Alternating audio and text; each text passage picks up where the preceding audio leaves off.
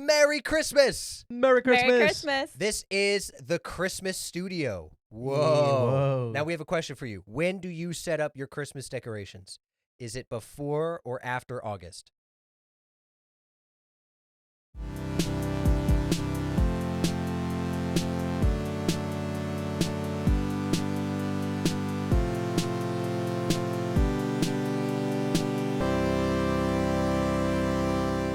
Welcome back to our first Christmas-themed episode. We've got the Christmas studio here.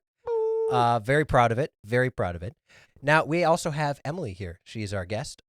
So, Emily, tell us a little bit about yourself. Who are you? Hey, I am Emily March, and I am a marriage and family therapist. So I love my job because I work for a Christian group. We're all Christians, Centerpoint Counseling, and we work together to help people with their problems, whatever they have that they need help with. They can come, and we get to, the reason I love my job so much is because we get to do spiritual integration into our counseling practice, and it is so much fun. I get to rely on Jesus for everything I do and bring him into my That is practice. awesome. Yeah, So I was going to say it's- discernment seems to be a huge part of that. it is a huge part, yes, Right on. of therapy and counseling. So, Right on. That is awesome. all right. What you got for us?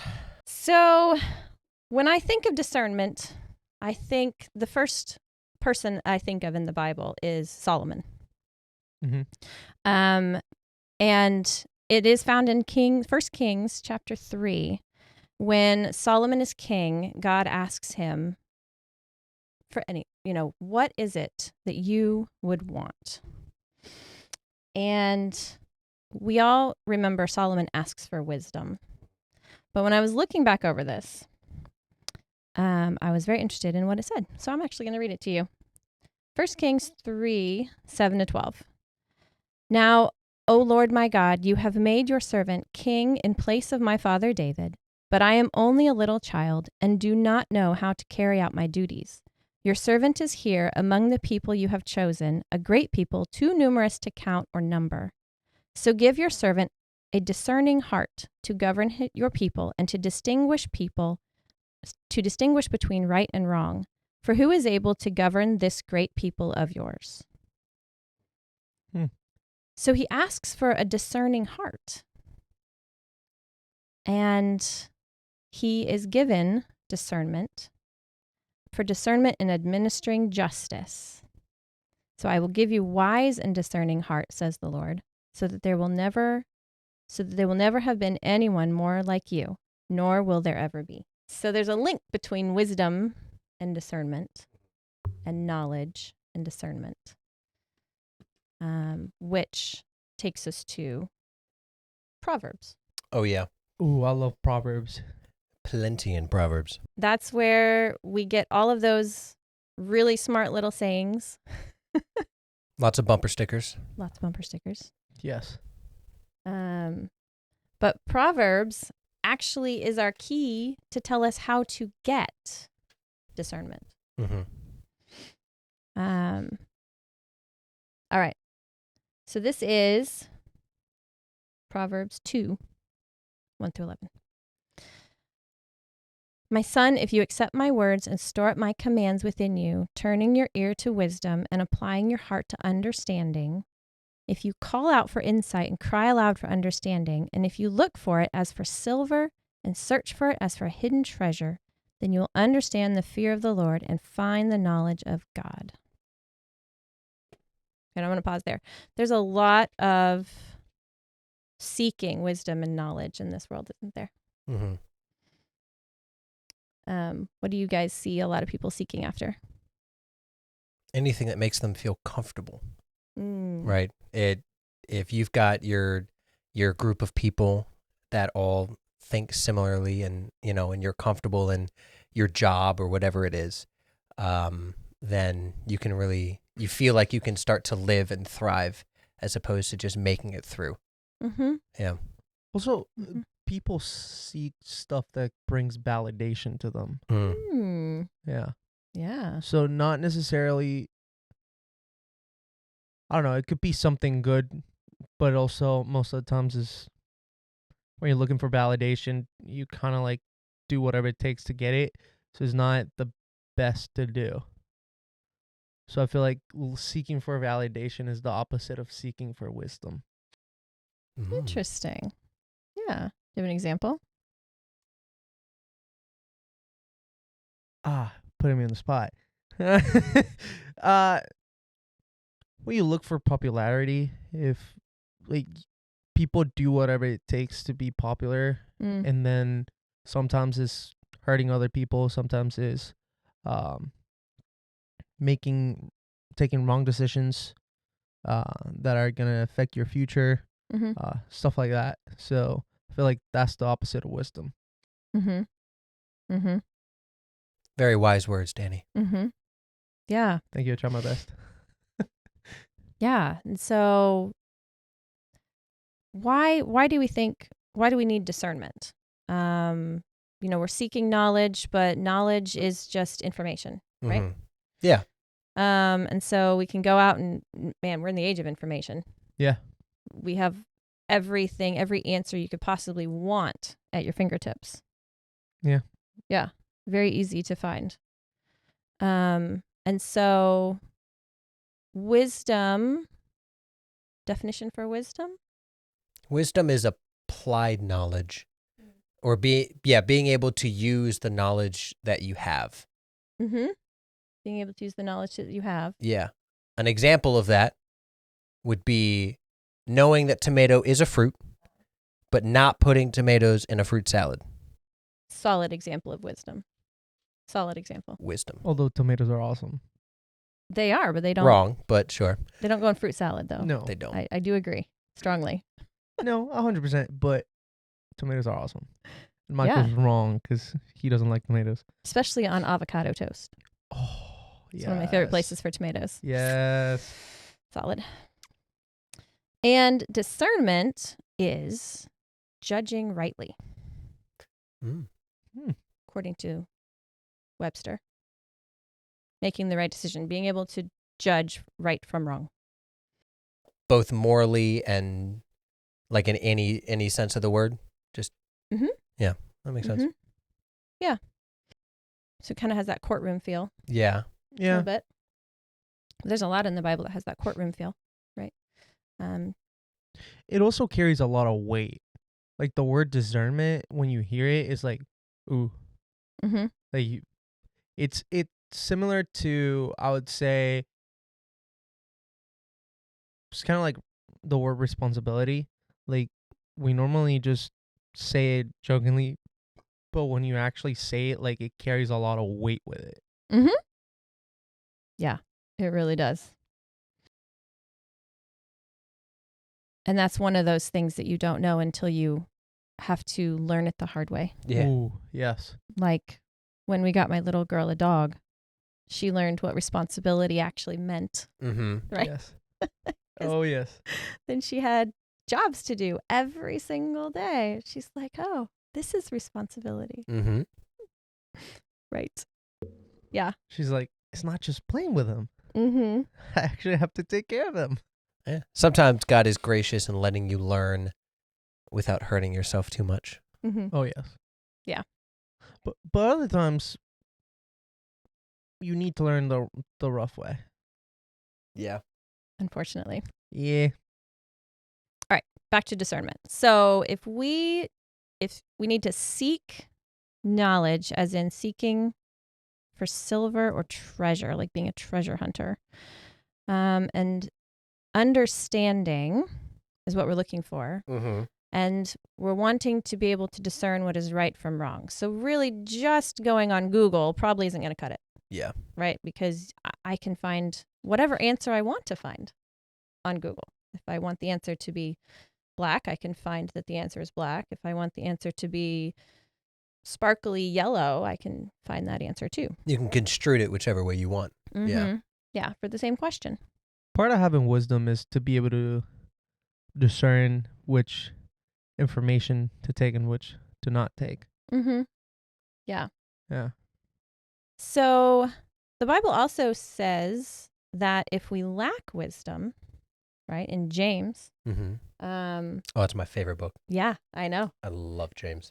James 1, the first chapter of James, right? He says, if anybody lacks wisdom, we have to ask God for it.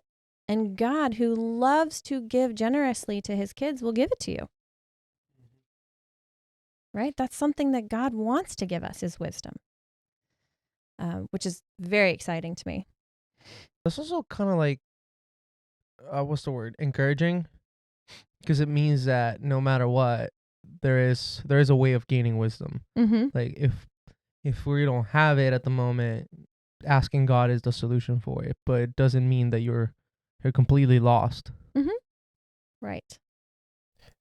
And just like we talked about with prayer, like this is something you need constantly for everything, Oh yes. right? Not just the big stuff or not what you think you can't handle. It's for everything.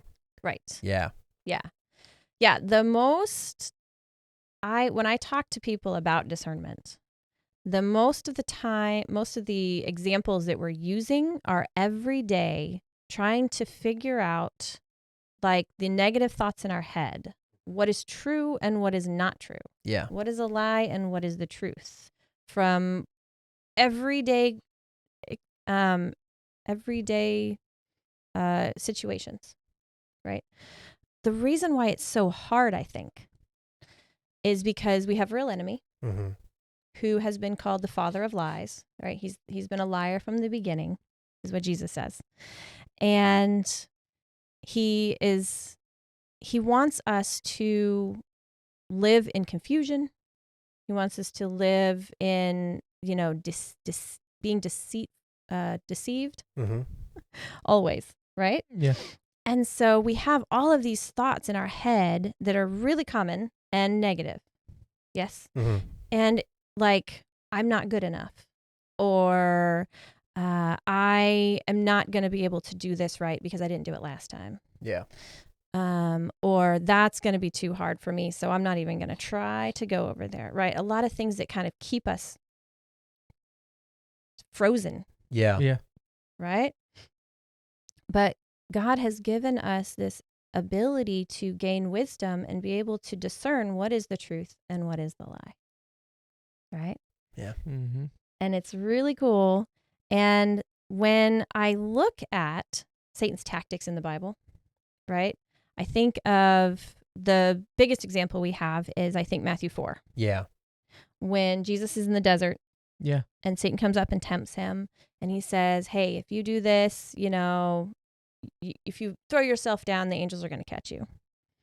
And Jesus is like, yeah, but the Bible also says, don't tempt me. Don't tempt the Lord your God, right?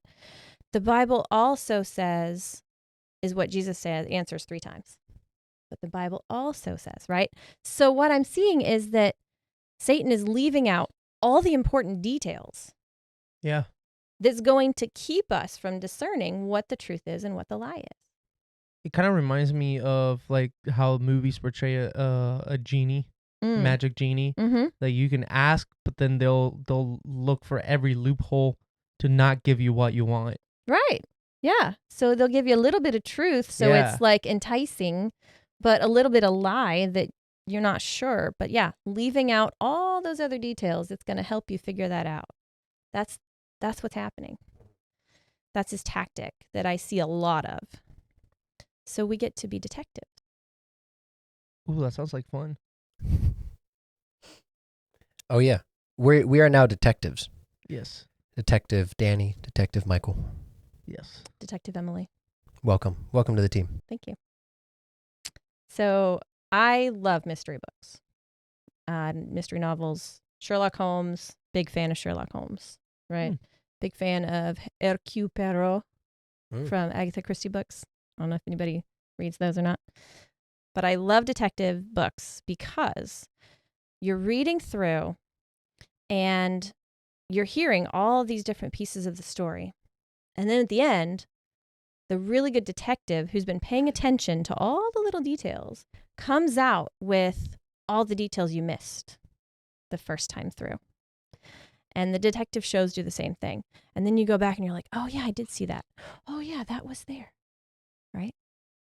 Yeah, it's kind of like that surprise at the end of just uncovering everything that the regular or average person's eyes don't Mm-hmm. focus on. Mm-hmm. Yeah. But I found with training, with practice, we can be detectives in remembering all the extra details when it comes to these day-to-day thoughts in our brain, things that are in front of us, figuring out what the truth is from what the lie is, because we just have to zoom out and kind of look around again, right? So we zoom out and we think, wait, what does the Bible say in other places, right? Like what Jesus did. The Bible also says this. Mm-hmm. So we can, if I'm not good enough is our big thing. And because, I failed at whatever I was trying. That's a little bit of truth. I failed. Didn't do it right. A little bit of lie is I'm not good enough and that defines me, right? So we can zoom out and say, okay, what does the Bible say about me? What else is there that is true that I can find that's going to help me understand what I'm thinking about or what I'm seeing? Mm-hmm. And so for that example, we bring in the truth of who God says I am, created in his image, right? Yeah. I am loved. I am cherished. I am a child of God. I am redeemed and forgiven. We're created for a purpose. Mm-hmm. Created for a purpose. Exactly. He's given me gifts and talents. So he thought I was good enough for something, right? So then, and then we can find evidence for and evidence against I'm not good enough. There's some evidence for it. There's a lot of evidence that is the other direction. And that's going to help us see, okay, so this part's the truth that, yeah, I failed once. Mm-hmm. And this part's the lie that determines that I can't ever do it again. Yeah. And context is important there as well, because you weren't good enough, but now through Christ, you've been redeemed, right? So, I mean, it's completely true, both sides of the table, but it's just where you are. Yeah. Detective Michael at work. We're going to ask you a lot of questions, Michael, to look at the details. I'm ready. I've been focusing. Gonna go back is like, Michael, what was the first word that Emily said in the podcast? Ooh, that's a good question. We. Or I don't remember. Because I asked you, what are you going to be talking about? Mm-hmm. And you said, probably we. Probably we. Mm-hmm. So you're right the first time. What can I say? I need a badge. Now, I will say I am not detail-oriented person. And I usually skip over details a lot. But I've been practicing this whole, when it counts, zooming out. And then I'm able to go back and fill in some of those detail gaps that I missed the first time through. Mm-hmm. Having that eternal perspective, Mm-hmm. yeah, that matters a lot. Mm-hmm. Knowing what your end goal is helps you define or discern how you're going to get there. Yeah. As opposed to trying to figure out how you're going to get somewhere that you don't know. Correct. Yeah. Yeah. Mm-hmm. Yeah, For I've noticed that when it comes to like things I focus on, if I really focus on things, I'm really detail oriented. But there's some things that I just decide not to be detail oriented on. There's a few things that I can, if you ask me about it, I can tell you like every single detail of it. But there are other things that I'm like, nah, I don't know. Mm-hmm. Yeah. Things that are interesting. Yeah. We usually pay more attention to. Yeah, I guess that kind of shows us blind sides that we have. Yeah. We might be really good at one aspect of life, but then something else where we just have no idea what's going on. Completely. And we don't know how to discern our way through it, because either we just try not to go there or, whatever the case may be. Thank you so much for watching part 1. We have part 2 coming up next week, so stay tuned.